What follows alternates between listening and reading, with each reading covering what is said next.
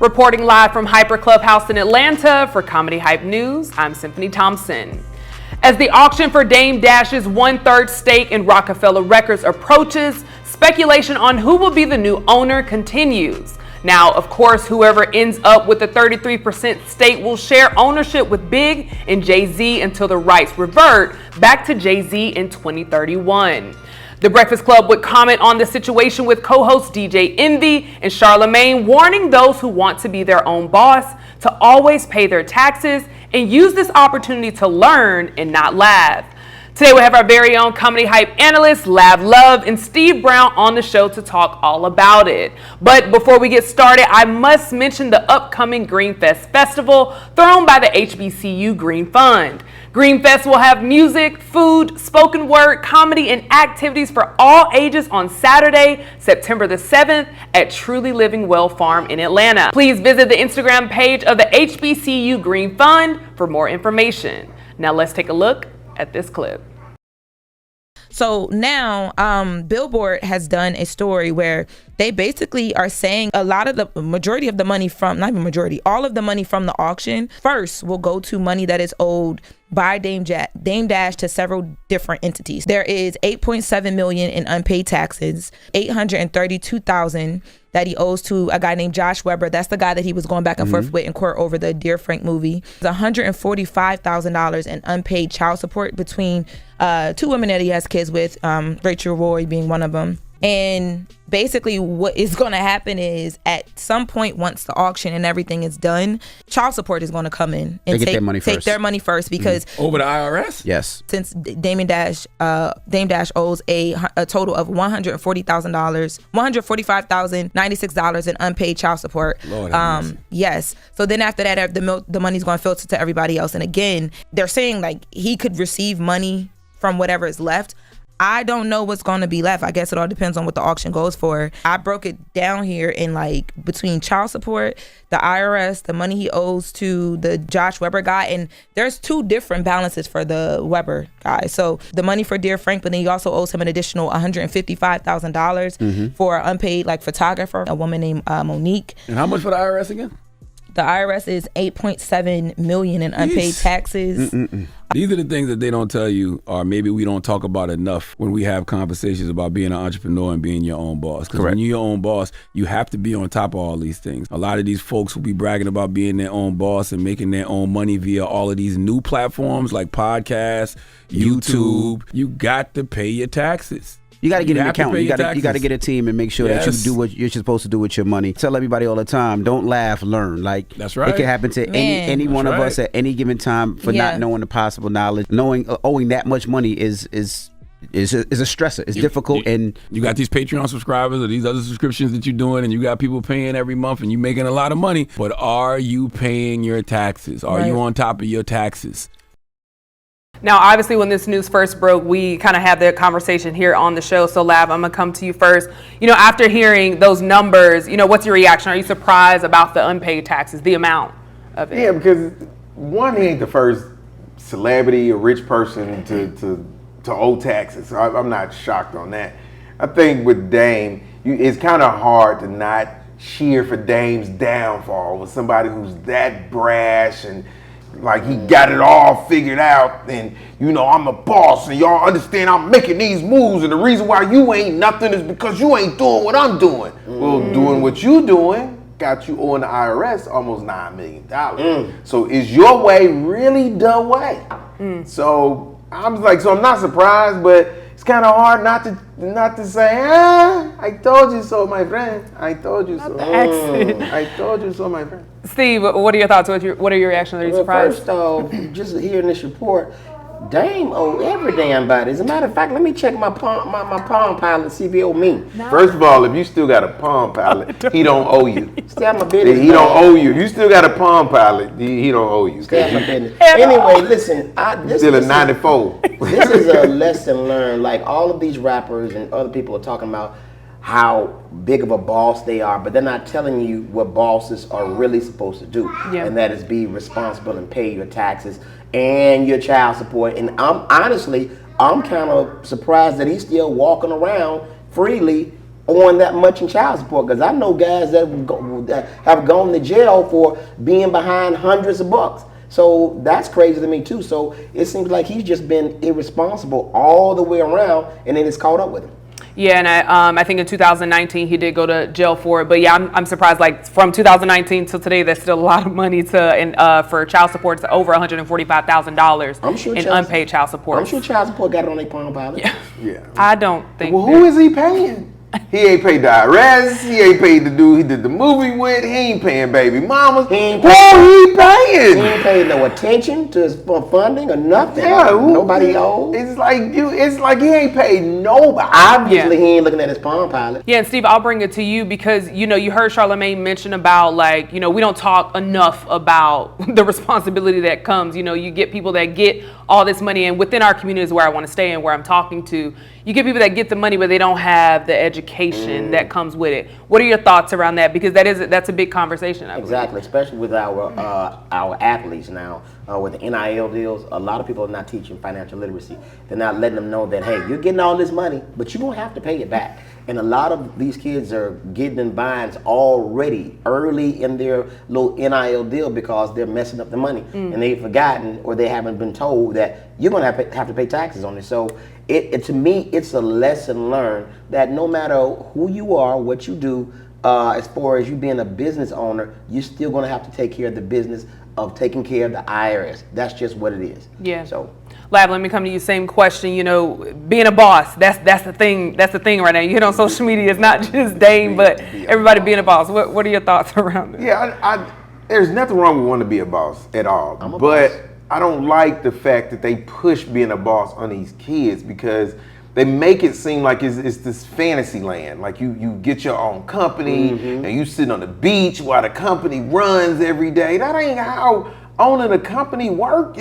Owning a company is work. It's hard work. So now what you talking about trading an 8-hour guaranteed paycheck for a 12-hour, 16-hour work day that might net you $3 an hour. You know what I'm saying? So it ain't all lollipops and gumdrops the way they make it out to be. And I just think that we gotta not do that. And everybody owning your own company is also becoming a boss. That's the boss. Everybody ain't meant to be in charge. Everybody watching this has worked in the office where somebody was the supervisor or something like that, and everybody come in every day dreading because they like, he ain't supposed to be in charge. She don't know what she doing. Right. So you that she. You him. You know what though? Everybody that wants to be an entrepreneur doesn't necessarily have entrepreneurial skills. I said a big word. You did. You did. But that's the truth. And I think another point is there's a big difference of being a boss and a leader too, because everybody wants this rah energy. Look at me. What are your thoughts about the difference between and that's it. If you own a company and you have people who work for you, by default you become a leader. So now you have to know how to lead people, because sometimes being a leader means getting the best out of your people. It means getting them to excel over what they think or know they can do, or getting them to do stuff that they're not necessarily motivated to do. All that falls up under being a good leader. And you coming in having an attitude in the morning talking about, I ain't a morning person. You don't get to do that when you own the company. Because you set the tone when you walk in the door. It's your business. So if you don't give a damn about your business, how you expect these people that's in your business to give a damn about your business? See, so all that's tied together, and it's having that, like how you can have an attitude at somebody's job and man, they getting on my nerves. You don't get to have them attitudes when it's yours. And you know what, man? This is why I am such a good leader, because I talk to him about all this stuff when he shows up in here late. You know what, you be... I don't even know what to say about you, Steve. But you didn't, you know what? I was surprised. I will say this. When we saw the young lady, you didn't say anything, Steve. And I mean, wow, Steve. Right. I'm a leader. I'm a boss. Wow, Steve is really growing every week. It's just crazy. I'm a boss. But no, I do think this conversation is important, and not just from where Charlamagne talked about just the education, but I think both of you bring up great points. Everybody isn't meant to be an entrepreneur. If everybody's an entrepreneur, who's going to work at the company? Who's going to everybody? If everybody's a king, then who the subjects? How do you have a kingdom if everybody's a king? Correct. And some states have recognized that. Like in California, what they've done is they've added financial literacy as a requirement for graduation. in California. And it should be everywhere. Because some of these classes I take, like in math, I still haven't used sine, cosine, and tangent. Like I'm still like figuring stuff out. Like, I didn't use none of that. So Lab, let's go there. Let's just keep it 100. Do you think a lot of these people are saying they want to become entrepreneur because they just don't want to work a real job? They don't want to work.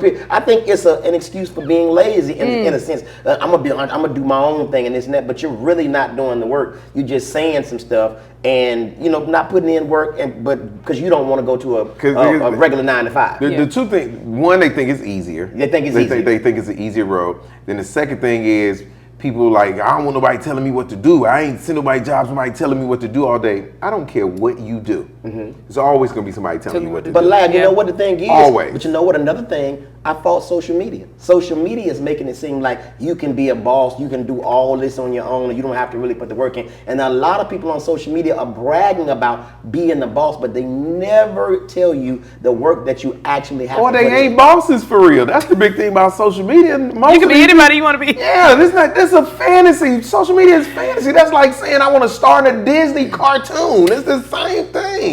Yeah. You can't judge a life based upon what you're seeing people doing on social media. Well, I do have my own helicopter line. Anyway, all right. Well, before we head out, with a remote control. I like to know what y'all have coming up. Lab, I'm gonna start with you and give Steve some time to think of. Okay. What do you have coming? Yeah, I'll be at BQE tonight here in Atlanta, and then this weekend I'm at Monticello's. That's in Marietta. And then next week on the 9th, I got to go to Cabo, Mexico. So that is it right there. Like always, Smart Ass University.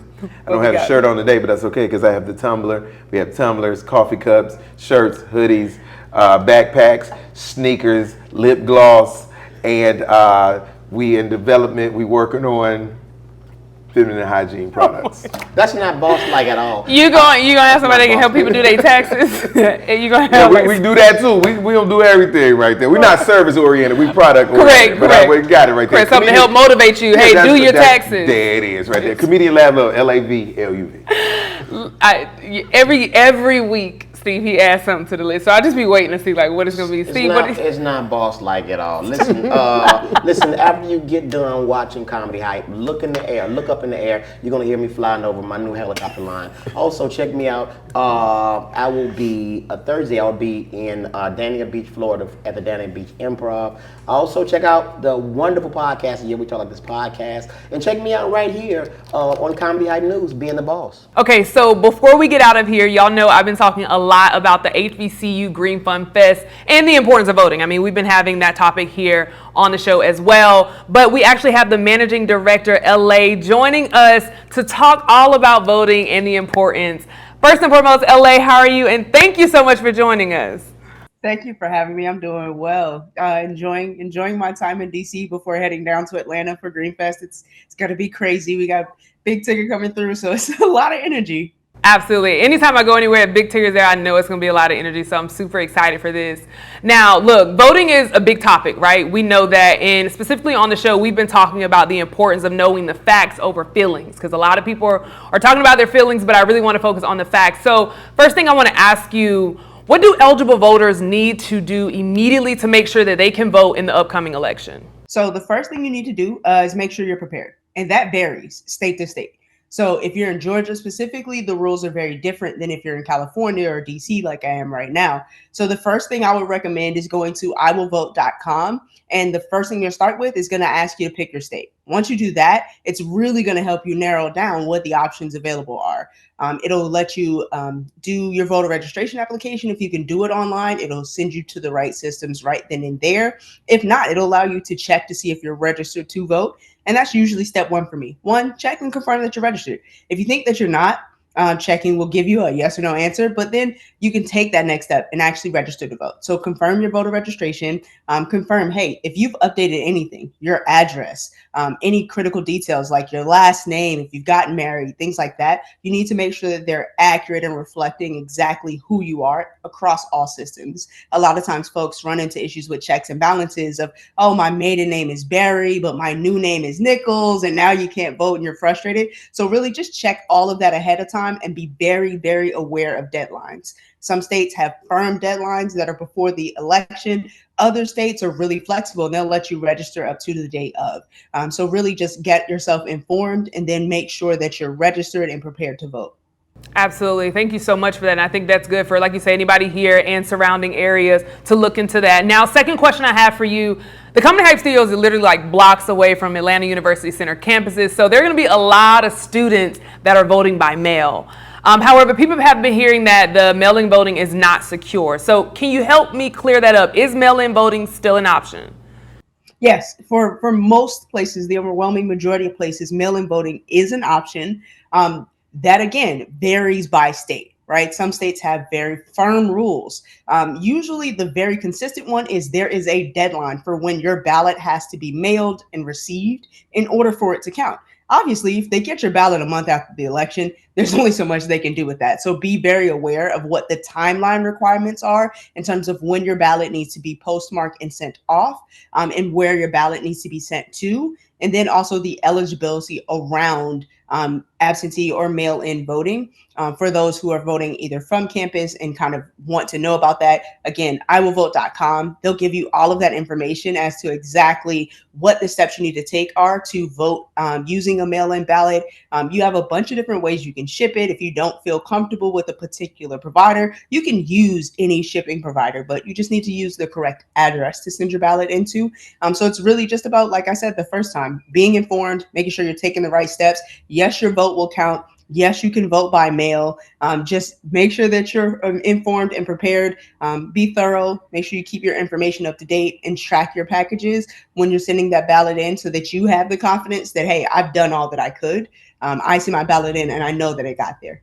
Absolutely. LA, thank you so much for joining us in on this conversation. As I said, we've been talking about it on the show and talking about how it is important that our vote does matter, how it's important to make sure we have the right information. So we'll be sure to provide more tips as we get closer to the election to make sure that the Comedy Hype audience shows up and votes, because this is it's an election. It's a time. This season of America has been very interesting. A lot of plot twists did not expect. Was really like, oh wow, new character, let's insert her, let's learn more, like they're really just dropping new cast members. It's gotten exciting. Like, I knew a little bit about like a lot of the folks that are players in this election, but I still am learning a lot as we go along. So I would tell everyone, be confident in your ability to find the truth, right? Like, it's not going to always come directly to you. It's not going to be right there on your timeline all the time, but there are key resources. Those are your core organizations that you know and trust. Turn to them. If you're not certain, if you're unsure, there are folks that are doing the work on the ground in your neighborhood, in your city. Go ask them. Go get active in person if you need to. If online isn't giving what needs to be gave, go ahead and go find somebody. Stop by your churches, stop by your community. They're there to support you as well. Well, thank you again, LA, for joining us. And also remember, bring the entire family and stop by the Comedy Hype booth to say hello at the HBCU Green Funds Green Fest for music, comedy, food, and spoken word. As always, thank you both for chiming in on this topic. You heard from us. Now we want to hear from you in the comments below. What are your thoughts about Charlamagne responding to Dame Dash's financial troubles? Reporting live from Hyper Clubhouse in Atlanta for Comedy Hype News, I'm Symphony Thompson. Steve Brown helicopters.